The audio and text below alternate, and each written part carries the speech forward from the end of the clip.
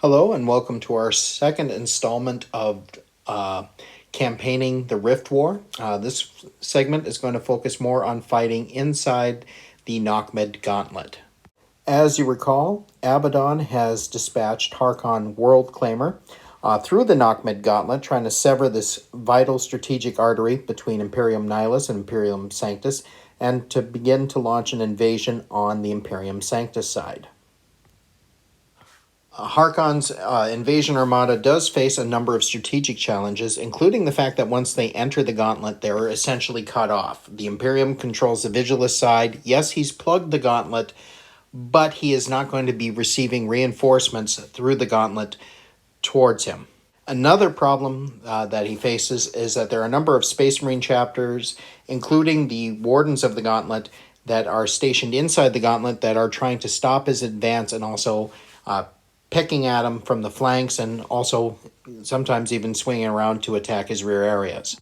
There are also a number of fortress worlds and fortified moons and defense outposts inside the gauntlet that will slow him down or would divert resources from his main effort of attacking the Sanctus Wall if he were to turn and deal with them. Another factor is the fact that the gauntlet is vast. It holds hundreds of planets, and it isn't one straight route, as you can see.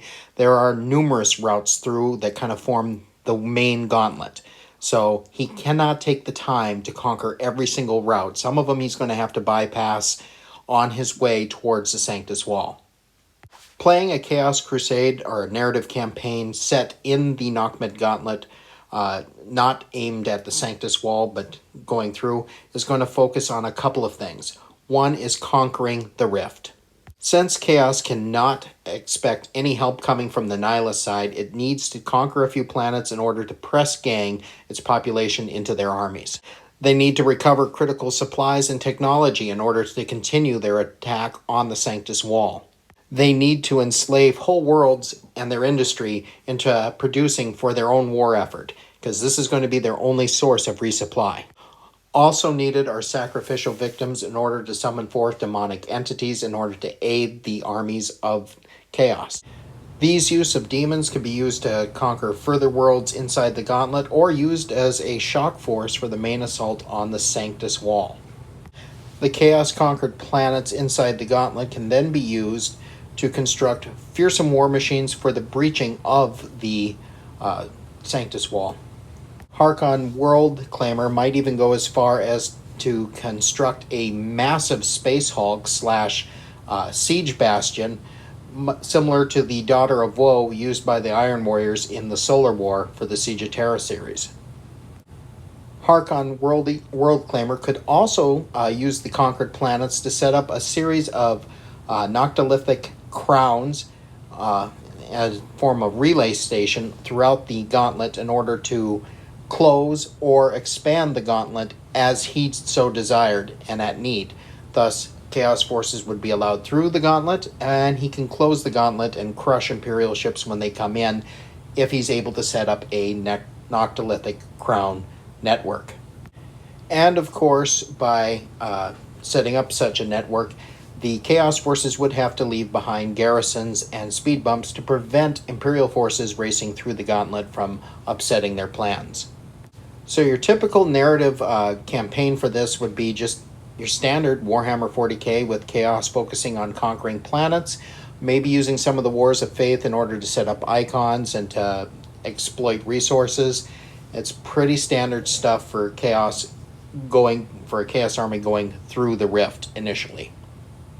On the Imperial side, you have those planets that are not being evacuated and sent to this wall and are just going to have to act as a speed bump for the Chaos advance, try to slow it down and buy time for the Sanctus Wall defenses to be built. Narratively, you set this up with a number of siege games with the Imperial player set to hold out, and if it survives, say, 7 or 8 games with a big finale game, then it's simply bypassed and left under siege, and the Imperial player wins, and if not, well, Chaos has taken that world and gains an additional requisition point or other suitable bonus for the army.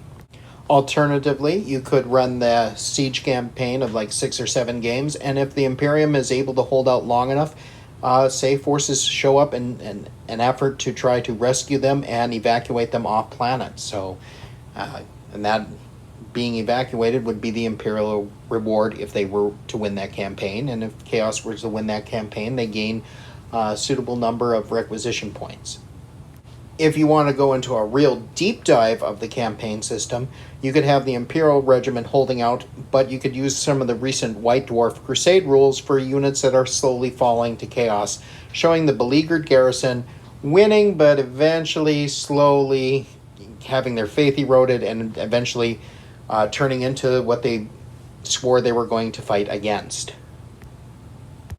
Another good campaign for Imperials to do would be the Castellans of the Rift campaign, featuring the chapter designed specifically in the supplement to defend the Rift, along with their fellow Rift Wardens, other chapters that have sent forces in to protect the Rift.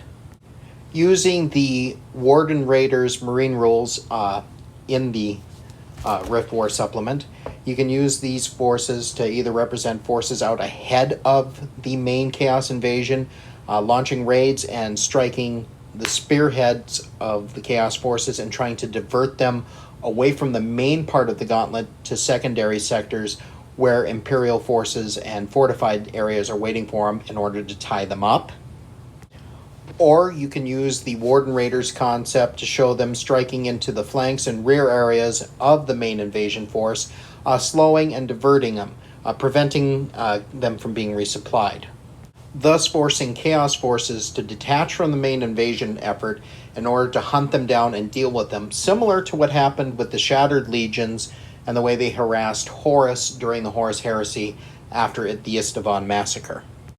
Alternatively, you could run a Vanguard Spearhead detachment from Vigilus alone and have them doing Warden raids focusing on intel gathering or attacking Noctilithic Crown relay sites and destroying them, as well as industrial sites and sites that are resupplying the Chaos forces.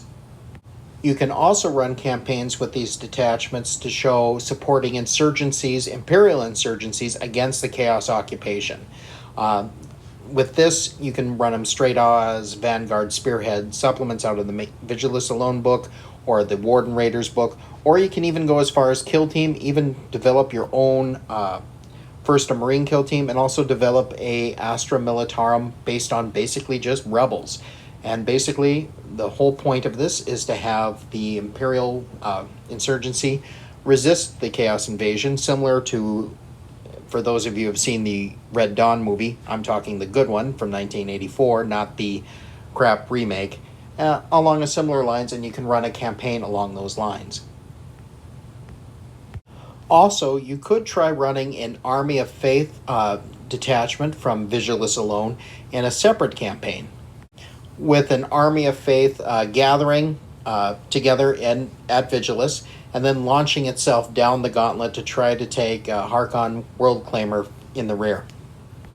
The Army of Faith then tries to take over key segments and retake the gauntlet, keeping it open for Imperial use, as well as trapping and encircling in space Harkon World Claimer. Another interesting campaign option would be the Siege of Ferennis. Ferennis is an arsenal world or outpost for the Castellans of the Rift. Within the arsenal is enough weaponry and ammunition to keep the Castellans of the Rift well supplied and capable of conducting hit-and-run operations throughout the rear of the whole Nachmund Gauntlet and keep Harkon World Claimer off balance. And so it is a particular strategic problem for him. He needs to reach the Sanctus wall quickly and try to take it down, but he still can't completely ignore that prize in his rear areas. So he's going to have to dispatch a force away from the main invasion force to deal with this.